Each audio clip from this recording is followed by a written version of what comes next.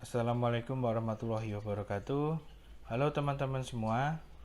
Pada video kali ini kami ingin mengajak teman-teman untuk mempelajari isi buku Dasar-dasar Manajemen Keuangan yang ditulis oleh Bapak Suwad Usnan dan Ibu Eni Pujiastuti. Selamat belajar.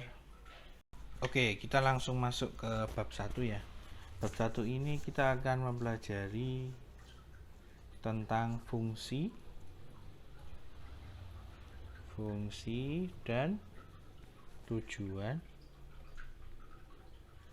manajemen keuangan. Saya singkat MK gitu ya. Pada bab ini teman-teman semua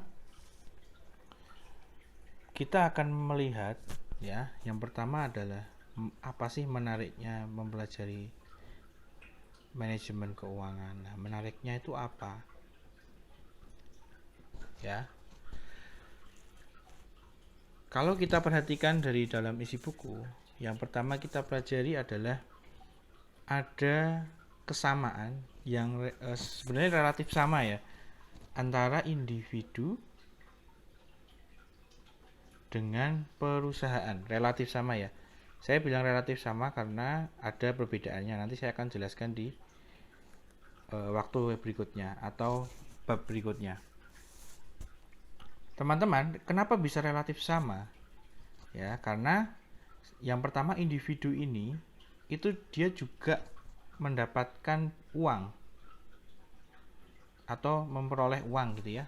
Perusahaan juga memperoleh uang nggak? Juga memperoleh uang. Misalnya ya, kalau individu berarti kita mendapatkan uang dari apa misalnya? Gaji atau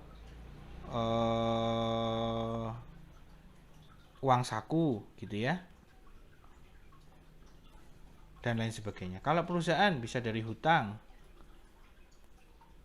bisa dari modal sendiri, dan lain sebagainya.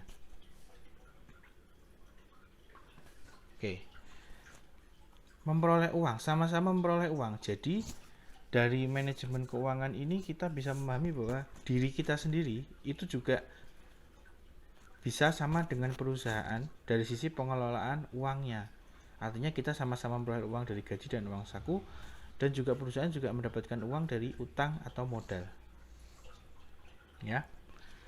Kemudian ada lagi yaitu penggunaannya. Ya, Penggunaannya sama-sama digunakan dalam rangka untuk mendapatkan keuntungan. Kok bisa untung bagaimana? Yang pertama, kalau keuntungan dari sisi perusahaan jelas. Namanya adalah laba. Sedangkan kalau dari sisi individu bisa juga keuntungannya dari investasi. Ya, investasi. Atau keuntungannya bisa juga menyisihkan uang, nah, dan lain sebagainya. Jadi dari kehidupan kita yang individu ini ya, dan juga kehidupan perusahaan itu sama. Jadi manajemen keuangan itu bisa menarik untuk kita pelajari karena kita juga sama-sama menghadapi hal yang sama dengan perusahaan. Kita dapat uang juga ya, perusahaan juga dapat uang, dan kita juga menggunakan uang tersebut, perusahaan juga menggunakan uang tersebut, ya gitu. Kita juga bisa untung dari investasi ya. Kita juga bisa melihat bahwa perusahaan untung dari laba juga gitu. Ya, semuanya ini memiliki kecenderungan yang sama antara individu dengan perusahaan.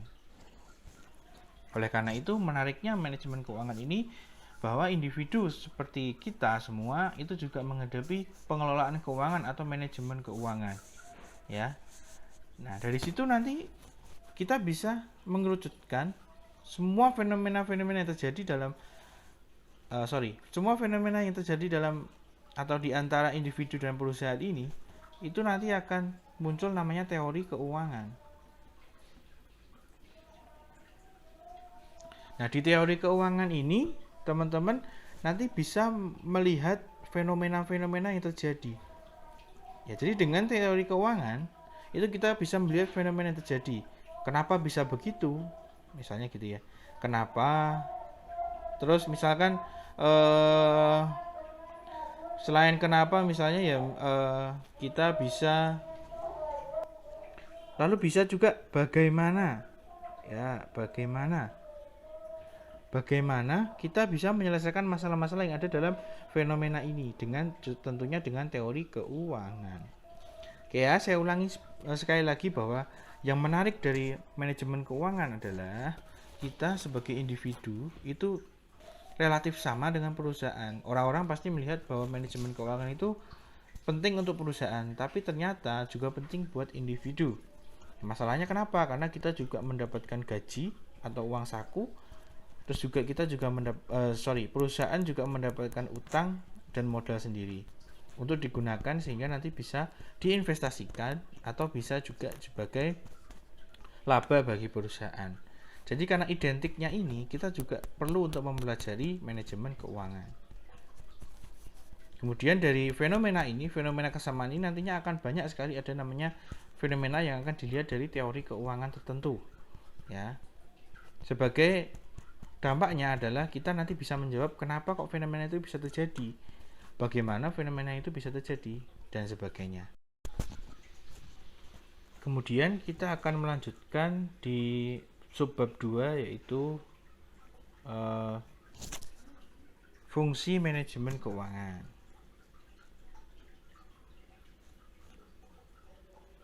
Teman-teman semua pasti paham ya bahwa perusahaan itu bagian keuangannya akan dikepalai oleh seseorang namanya manajer keuangan. Ya, manajer keuangan.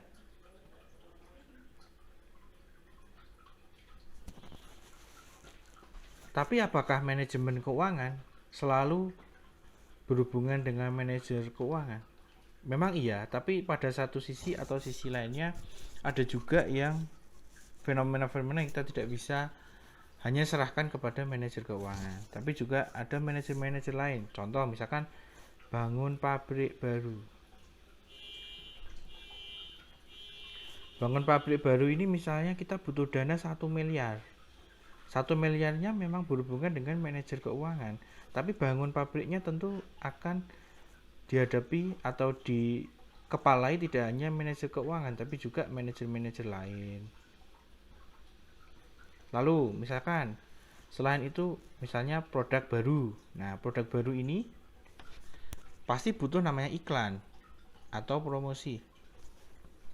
Nah, iklan ini itu uangnya memang atas keputusan manajer keuangan ke sini.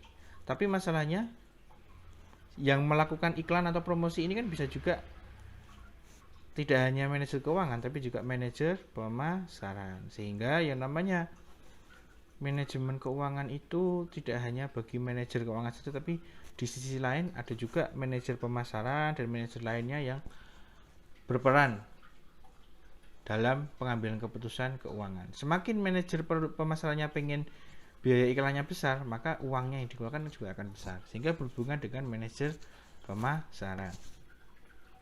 Oke, lalu kemudian kalau kita lihat kegiatan-kegiatan atau fungsi-fungsi manajemen keuangan yang dihadapi oleh perusahaan itu bisa kita bagi ke dalam 4 hal sebenarnya ya, 4 hal. Nah, kita akan coba jelaskan. Yang pertama, ada kondisi di mana di sini pasar keuangan. Pasar keuangan. Ya, saya bagi ke dalam pasar keuangan. Di sini saya bagi perusahaan. Di sini saya bagi aktiva. Teman-teman, interaksinya adalah kegiatan yang pertama adalah ini. Ya.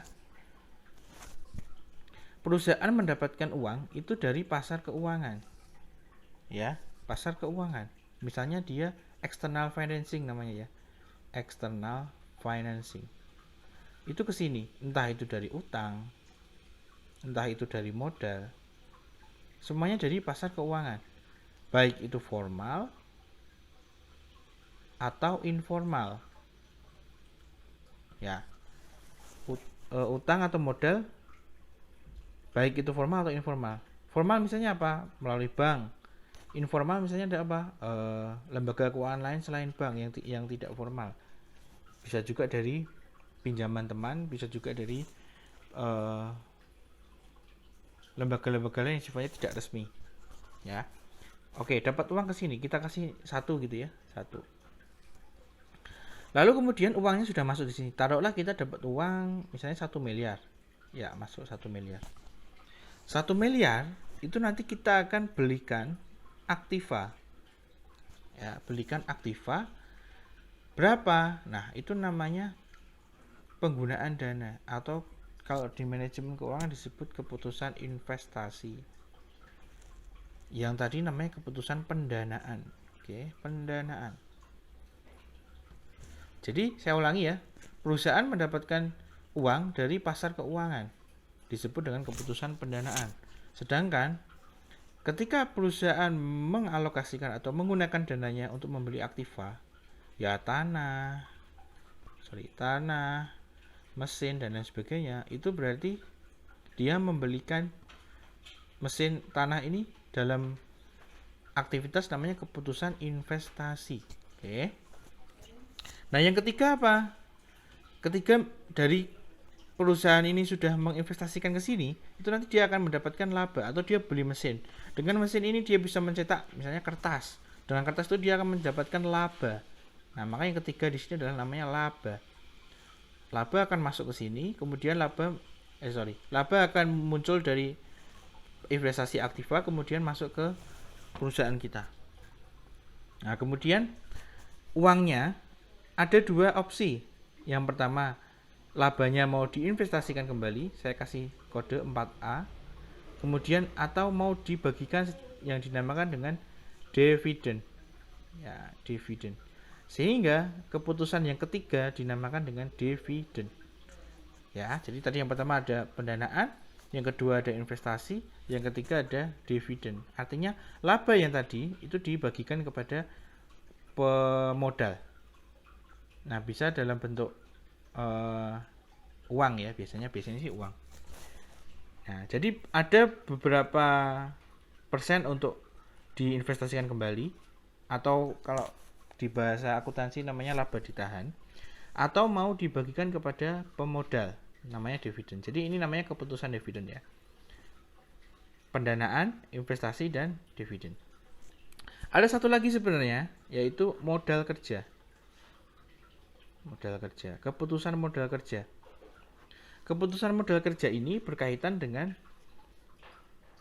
kehidupan sehari-hari perusahaan yang harus membayar gaji, harus membayar bahan baku, dan lain sebagainya. Itu kan pakai uang yang ada di perusahaan.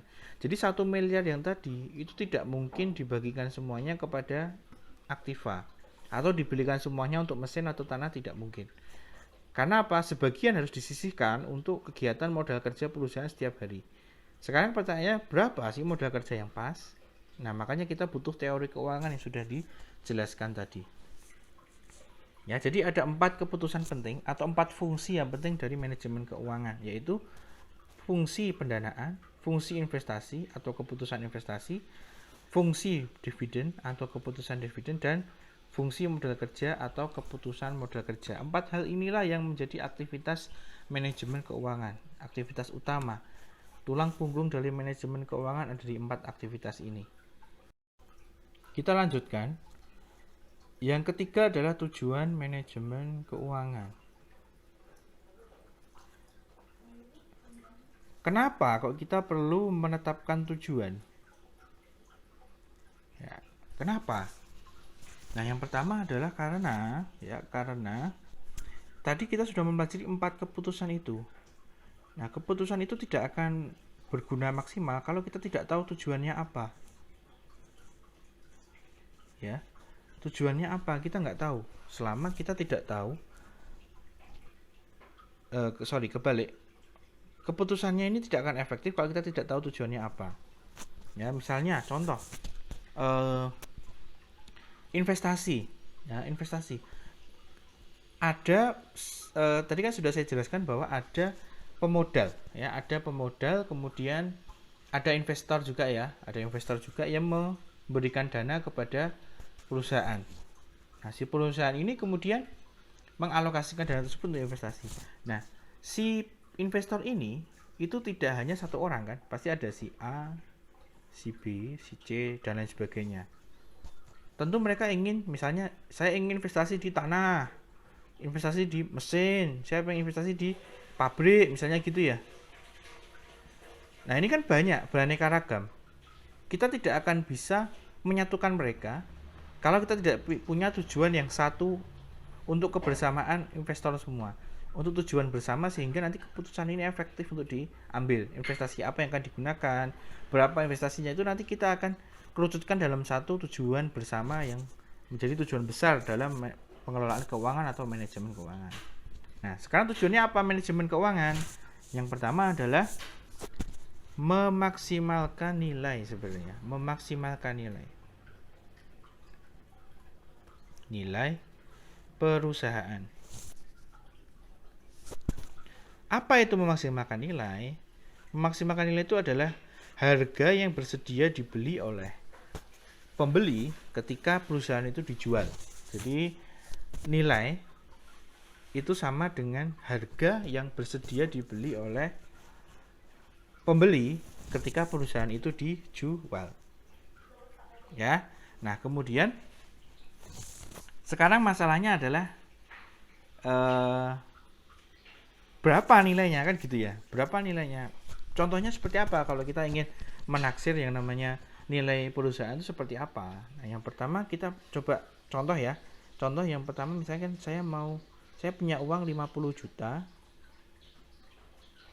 dan 50 juta lagi, sehingga 100 juta ya totalnya. Yang 50 juta mau saya buatkan toko. Nah, di sini toko A dan yang kedua toko B. Kedua toko ini itu sama-sama di tempat yang jauh dari pemukiman, jauh dari jalan. Ya. Anda bayangkan sendiri. Jauh dari pemukiman, jauh dari jalan, ini pasti murah, makanya harganya sekian. Ya. Anggap saja nilainya sama ya. Jadi harganya sama pada tahun ini. Misalnya tahun ini 2020 ya. Terus tahun 2035 ternyata di toko A ini ada jalan raya baru. Ada jalan baru, kemudian dibangun universitas, dibangun perumahan, ya. Otomatis harga dari toko A akan lebih besar dari toko B yang masih sepi-sepi aja seperti biasanya. Nah, itu salah satu gambaran ya bahwa harga perusahaan itu berbeda antara satu toko dengan satu B meskipun harga awalnya sama. Ya, jadi keputusan manajemen keuangan itu harus didasarkan pada nilai perusahaan, yaitu harga. Ya. Nah, sekarang kita lanjutkan bahwa harga ini bentuknya gimana? Kan gitu kan? Kalau kita sudah ke contoh tadi kan. Kemudian saya lanjutkan ke bentuknya seperti apa. Harga ini bukan EPS ya. Sekali lagi bukan EPS. Kenapa? Kenapa harga tidak mencerminkan EPS? EPS itu earning per share. Jadi laba dibagi dengan jumlah saham beredar. Nanti EPS. Jadi kalau secara nalar EPS itu adalah laba yang kita punya itu kalau dibagikan ke semua pemilik itu kira-kira pemiliknya dapat berapa gitu. Ya. Itu bukan mencerminkan harga. Sehingga kenapa? Satu karena EPS saat ini itu tidak mencerminkan EPS yang akan datang. Artinya pertumbuhan perusahaan itu tidaklah sama. Mungkin sekarang murah-murah aja ya karena tidak ada pertumbuhan. Tapi kalau misalkan suatu hari perusahaan itu bertumbuh, EPS-nya pasti akan besar. Jadi belum tentu sekarang kecil, kemudian dia besar. Yang kedua adalah ya, nilai waktu uang. Nilai waktu uang. Nah, nilai waktu uang ini kenapa? Misalnya, contoh ya, Anda sekarang punya uang 10 juta. Ya, 10 juta. Kemudian tahun depan jadi 11,5 juta. Berarti kan 10 juta tadi dibuat usaha ya, kemudian dapat 11,5 juta. Berarti untung 1,5 juta. 1,5 juta ini bisa Anda konsumsi toh? Ya. Tapi apakah nilai sekarang itu 10 juta dan nilainya sama dan nilainya yang akan datang juga 11,5, atau dengan kata lain, nilai sekarang 10 juta tapi sebenarnya nilai yang akan datang memang 11,5 juta. Karena nilai waktu uang itu selalu turun nilainya, sehingga butuh pengorbanan lebih besar untuk nilai yang sama. Jadi kalau saya membeli, contohnya ya, membeli mesin 10 juta, kemudian beli mesinnya tahun depan, itu harganya sudah naik sekian, ya, sehingga butuh pengorbanan lebih besar. Dengan pengorbanan sekian, dengan nilai yang naik sekian, apakah sama? Ya, apakah sama antara kita punya uang 10 juta sekarang dengan 11,5 juta? Bisa jadi itu sama, teman-teman. Artinya 10 juta sekarang itu sama dengan 11,5 juta yang akan datang, karena mesin yang dibeli sama. Contohnya seperti itu ya. Misalnya mesin apa? Mesin pembuat kertas gitu ya. Harganya sekarang 10 juta, besoknya 11,5 juta. Ya. Jadi pengorbanannya sebenarnya sama antara sekarang dengan yang akan datang. Jadi 1,5 juta ini sebenarnya bukanlah kekayaan pemilik. Karena apa? Karena 1,5 juta ini tidak ada sebenarnya. Artinya ini hanya selisih nilai waktu uangnya saja, bukan ada peningkatan kekayaan. Jadi harus dilihat dulu nilai waktu uangnya, karena berbeda antara 10 juta sekarang dengan 10 juta yang akan datang. Ya, begitu. Bukan juga nilai perusahaan itu juga bukan karena memaksimalkan laba.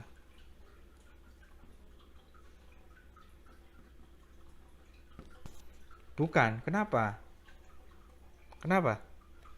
Karena memaksimalkan laba, ya, itu nanti akan berhubungan dengan yang ini tadi, ya, nilai waktu uang.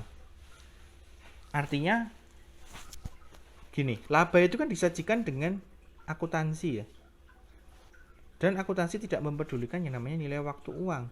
Apakah misalnya laba 10 juta, jadi ya, terus tahun depan kalau 10 juta ini kita lihat tahun depan, pasti kan 11,5 juta ya, misalkan gitu ya, setelah dihitung nilai waktu uang. Tapi apakah akuntansi menceritakan itu? Kan tidak, ya, sehingga yang namanya laba itu belum tentu yang namanya kesejahteraan bagi pemiliknya, ya, kesejahteraan bagi pemiliknya. Oleh karena itu, dari semua uraian ini, tujuan dari manajemen keuangan sebenarnya adalah memaksimalkan kekayaan pemilik, ya. Jadi pemilik yang dimaksimalkan. Oke, kenapa kok maksimal? Ya, ini tujuan akhirnya, tujuan besarnya ini sebenarnya. Nah, melalui apa? Melalui nilai perusahaan tadi, ya, bisa dari harganya ketika dijual. Tapi ini bukan EPS ya, EPS berbeda dengan kekayaan pemilik. Kemudian membesarkan laba juga belum tentu, karena laba yang besar itu tidak mencerminkan pertumbuhan usaha yang besar juga. Oke, begitu. Kita lanjutkan yang D atau yang keempat ya. Itu adalah keuangan perusahaan. Keuangan perusahaan. Keuangan perusahaan. Ya. Keuangan perusahaan. Tadi di awal saya menjelaskan bahwa ada perbedaan antara individu dengan perusahaan, meskipun relatif sama ya sebenarnya. Nah, perbedaan itu yang pertama adalah perusahaan itu dimiliki oleh lebih satu orang, ya, tidak hanya satu orang. Kemudian yang kedua adalah peraturannya berbeda. Kalau individu lebih bebas ya peraturannya. Kemudian yang ketiga adalah adanya prinsip-prinsip akuntansi yang harus ditaati atau diikuti oleh perusahaan. Oke, kita lihat keuangan perusahaan. Lebih dari satu orang, ya, lebih dari satu orang. Makanya kalau lebih dari satu orang, makanya tadi saya jelaskan bahwa tujuan manajemen keuangan adalah memaksimalkan kekayaan pemilik. Pokoknya kekayaan pemilik aja. Sebenarnya tujuannya ini bukan mau kemaruk atau gimana ya, tapi memang kalau tidak begini, nanti tujuannya tidak akan sama. Bisa jadi, saya sudah jelaskan tadi ya, ada yang manajer yang suka dengan produk lama, ada manajer yang suka produk baru, ada manajer yang suka investasi di A, di B, atau pemilik yang pengennya perusahaannya ke sana kemari dan lain sebagainya, macam-macam. Ya, macam-macam. Nah, kita tidak bisa kalau kita tidak memfokuskan pada satu titik yang besar. Nah, satu titik yang besar adalah kekayaan pemilik ini, sehingga kekayaan pemilik menjadi tujuan utama dari perusahaan dalam mengelola keuangan. Kemudian yang kedua, peraturan ini berkaitan dengan yang namanya pajak, ya. Pajak. Tentu yang namanya individu tidak dibayarkan pajak, ya. Dia dibayarkan hanya PPh 21 untuk penghasilan. Itu pun yang membayar adalah perusahaan. Uangnya perusahaan harusnya, ya. Nah, kemudian pajak ini kenapa kok bisa spesial untuk perusahaan? Karena pajak bisa mengurangi karena bunga itu dapat mengurangi pajak, ya. Sorry ya, saya kebalik ya. Bunga bisa mengurangi pajak. Namanya debt tax shield, ya, kalau ada di teori keuangan. Nah, si pajak ini bisa berkurang karena bunganya semakin besar. Ini mengandung makna bahwa perusahaan ini spesial daripada individu, ya. Kemudian yang ketiga, adanya prinsip akuntansi yang berbeda, ya. Prinsip akuntansi ini saya akan tunjukkan contohnya, ya. Contoh besarnya adalah yang pertama, kalau kita misalnya punya neraca, ya, neraca PTA tahun 2020 31 Desember, ya. 31 Desember 2020 PTA kasnya adalah 200. Aktiva lancar lainnya adalah 600. Aktiva tetapnya adalah 2000. Akumulasi penyusutannya adalah 400 misalnya gitu, ya. Jadi total adalah 2400. Terus hutangnya adalah 800. Kemudian modal sendirinya adalah 1600, sehingga total sama dengan 2400, ya. Terus kemudian laporan laba ruginya itu ada pendapatan misalnya gitu, ya, pendapatan 5.000. Terus biaya biasanya biaya itu 4.000, ya, 4.000. Kemudian laba sebelum pajak itu biasanya taruhlah berarti 1.000, ya. Terus pajak penghasilan berarti 300. Laba setelah pajak adalah 700. Oke, sorry ya, tulisannya jelek. 700 labanya, ya. Kemudian ini tadi 31 Desember, ya. Nah, ini berarti laba rugi selama 2021 gitu. 700 di sini, kemudian neracanya 2400, ya, balance, ya, antara kiri sama kanan, aktiva sama pasiva. Nah, kemudian teman-teman kita lihat bahwa di sini 700 ini nanti akan mengubah neraca pada 31 Desember 2021. Kan 2021 kan ini, ya. Jadi laba ruginya ini, ya, laba ruginya ini, kemudian ini neracanya pada tahun 2020 31 Desember. Nah, 2021 ini berarti operasionalnya dapat laba sekian gitu maksudnya, ya. Nah, kemudian neraca pada 31 Desember 2021 tentunya berbeda karena terjadi namanya laba atau keuntungan, ya. 31 Desember ini 2021 di sini berarti kita kasnya meningkat berapa? Ya, misalnya gitu. Meningkat 1.300. Kok enggak 900, ya? Nanti saya akan jelaskan, ya. Saya akan tuliskan dulu. Aset lancar lain yaitu 600, aktiva tetap 2000, kemudian akumulasi penyusutannya 800, ya. Sehingga total 3.100. Oke. 800, ya. Padahal tadi sebelumnya 400 karena ini kan setahunnya 400 penyusutannya sehingga menambah jadi 800. Kemudian di sini hutangnya 800 dan modal sendirinya akan bertambah sebesar 700, yaitu 3.100. 2.300, ya. Nah, hasilnya adalah 3.100.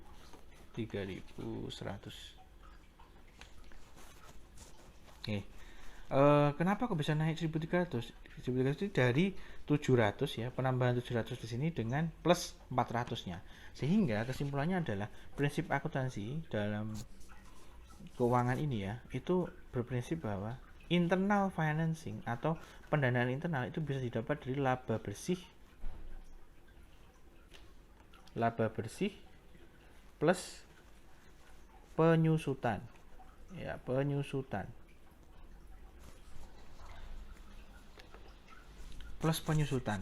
ya. Nah, ini harus dipahami oleh kita sebagai manajer keuangan untuk memakai laporan keuangan. Kita kan memang bukan penyusun laporan keuangan, tapi kita harus memahami prinsip-prinsip akuntansi seperti ini. Karena dengan seperti ini kita bisa mengetahui sebenarnya sumber pendanaan perusahaan itu dari mana sih, gitu ya. Kemudian kita lanjut ke poin yang selanjutnya, yaitu kelima atau E, membahas tentang keuangan perusahaan dan agensi teori. Nah, apa itu agensi teori? Nanti kita akan bahas di sini. Agensi teori gitu ya. Teman-teman, jadi dalam perusahaan PT ya, perusahaan perseroan terbatas ya, itu ada dua, perusahaan tertutup dan perusahaan terbuka. Nah, yang saya akan bahas adalah perusahaan terbuka, di mana perusahaan ini memiliki saham atau kepemilikan yang dimiliki oleh masyarakat. Ya, kepemilikan yang dimiliki oleh masyarakat. Begini, ada dua pihak yang berada dalam perusahaan, yaitu pemilik. Biasa di dalam agensi teori disebut principal, dan pemimpin atau manajer ya. Pemimpin biasanya dinamakan agen. Principal dan agen. Ini keduanya memiliki kepentingan yang berbeda-beda. Nah, itu dasarnya agensi teori seperti itu. Kepentingannya berbeda-beda antara pemilik atau prinsipal dengan pemimpin atau agen. Yang pertama adalah pemilik dulu. Apa sih tadi? Kekayaan kan? Kekayaan. Tapi apakah semua pemimpin akan selalu membuat pemiliknya kaya? Tentu tidak, karena yang namanya pemimpin itu dia mengharapkan imbalan. Sebagai contoh ya, misalnya PTA, perusahaan besar ya, itu dia punya manajer. Manajernya memutuskan untuk melakukan akuisisi PTB atau membeli saham B ya, pada rupiah tertentu atau pada harga tertentu. Dengan fenomena seperti ini berarti bahwa si pemimpin atau manajernya akan mendapat imbalan yang besar. Karena apa? Perusahaannya akan semakin besar. Oke, perusahaannya akan semakin besar. Dia bisa mendapat imbalan dari sini dan di sini. Tapi si pemilik atau prinsipal akan mendapatkan, bisa jadi dia mendapatkan penurunan harga saham. Misalnya dulu dia beli harganya 2.000. Sekarang karena ada akuisisi ini, karena PTB ini jelek, sehingga dia harga sahamnya turun jadi 1.800. Bisa jadi nggak? Bisa jadi. Sehingga yang namanya kepentingan setiap elemen, artinya di sini adalah pemilik dengan agen, itu punya kepentingan yang berbeda-beda. Itu agensi teori yang pertama ya. Yang kedua nanti ada pemilik dengan pemegang obligasi atau kreditur. Misalnya pemilik pengen maksimal kekayaannya ya, tentu dengan berhutang misalnya gitu ya, sumber modalnya dari hutang. Oke, hutang yang banyak, terus hutang supaya bisa beli mesin investasi yang besar gitu ya. Tapi kreditur ini kalau utang semakin naik, maka harga obligasi yang dipegang oleh kreditur ini akan menurun, teman-teman. Nah, sehingga kepentingannya berbeda kan. Ini dia senang, sementara si krediturnya akan cilaka atau dia mengalami penurunan harga obligasi, begitu. Ya. Sehingga kesimpulannya dari semua ini adalah, yang pertama adalah yang namanya memaksimalkan kekayaan pemilik itu harus dimonitor. Pastikan bahwa pemimpin akan melakukan semuanya supaya kekayaan pemiliknya meningkat. Nah, yang kedua adalah ini, kepentingan kreditur harus dilindungi. Hutang memang bisa menambah pendanaan bagi perusahaan, tapi jangan terlalu banyak sehingga nanti obligasinya bisa turun. Tetap harus dilindungi, jadi melindungi kreditur.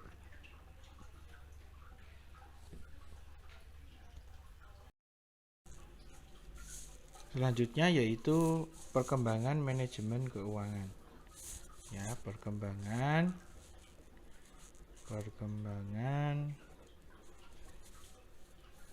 manajemen keuangan. Di tahun 1920 itu muncul namanya capital budgeting, seperti yang sudah dibaca di buku ya. Capital budgeting. Nah, ini mendasari adanya nilai waktu uang. Jadi sebenarnya nilai waktu uang ini sudah sangat tua ya teman-teman ya. Sudah dari 1920 sudah muncul konsep nilai waktu uang. Kemudian 1950 muncul portofolio teori.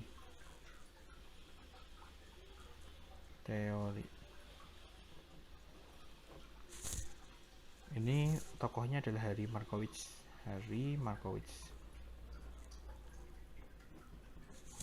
Nah, portofolio teori nanti akan menjadi dasar munculnya namanya CAPM atau Capital Asset Pricing Model. Kemudian muncul juga tahun 70 yaitu arbitrage dan option pricing theory. Nanti kita akan bahas teori yang arbitrage dan option pricing theory ini kalau tidak salah di bab 11 atau berapa ya. Kemudian yang selain dari yang teori-teori besar ini juga ada topik-topik yang masih dalam perdebatan, kayak misalnya kebijakan dividen. Itu yang bagus gimana sih, berapa gitu ya, itu masih perdebatan. Kemudian struktur modal, kemudian ada efisiensi market,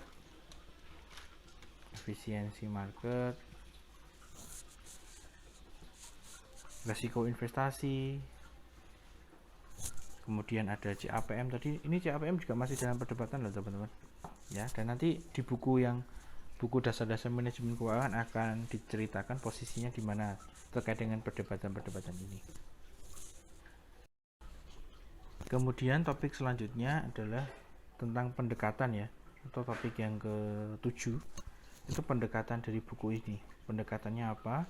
Pendekatannya yang pertama adalah nanti di bagian 1 ini akan diceritakan pengertian dan konsep dasar. Jadi yang mendasari dari kenapa sih kalau kita mempelajari manajemen keuangan itu kenapa gitu ya.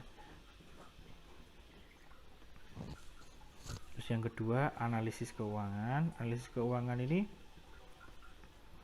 tentang laporan keuangan nanti dianalisis supaya sebagai bahan pengambilan keputusan. Nah, nanti yang 3, 4, 5, 6 itu keputusan-keputusan. Tadi ada keputusan modal kerja, keputusan investasi, keputusan pendanaan. Nah, yang ke-6 instrumen dari keputusan pendanaan ini. Kemudian yang ke-7 topik khusus.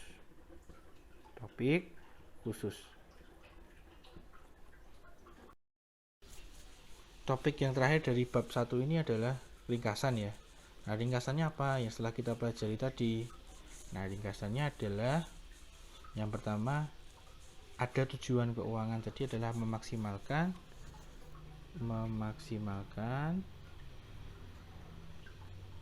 kekayaan.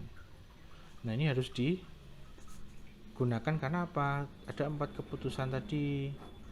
Keputusan investasi, keputusan pendanaan, keputusan modal kerja, dan keputusan dividen. Ini kan akan tidak efektif kalau ininya ganda atau lebih dari 1. Jadi 1, memaksimalkan kekayaan. Nah, pasti ini semuanya keputusannya akan didasarkan supaya pemilik menjadi kaya ya. Terus kemudian dari situ teori-teori yang ada di dalam keuangan ini sebenarnya masih dalam sifat open minded ya. Teori keuangan itu selalu berkembang ya, artinya open. Jadi dari kita yang belajar manajemen keuangan tidak menutup kemungkinan kita akan merumuskan teori-teori tertentu yang berhubungan dengan manajemen keuangan ya. Makanya tadi di sebelumnya tadi sudah saya jelaskan bahwa CAPM sekalipun atau Capital Asset Pricing Model sekalipun juga masih menjadi perdebatan bagi kaum praktisi ataupun akademisi. Begitu, sekian video ini, video yang membahas tentang bab 1 tentang manajemen keuangan dari buku Dasar-Dasar Manajemen Keuangan yang ditulis oleh Bapak Suad Husnan dan Ibu Eni Pujiastuti. Semoga bermanfaat bagi teman-teman. Sampai bertemu di video selanjutnya. Wassalamualaikum warahmatullahi wabarakatuh.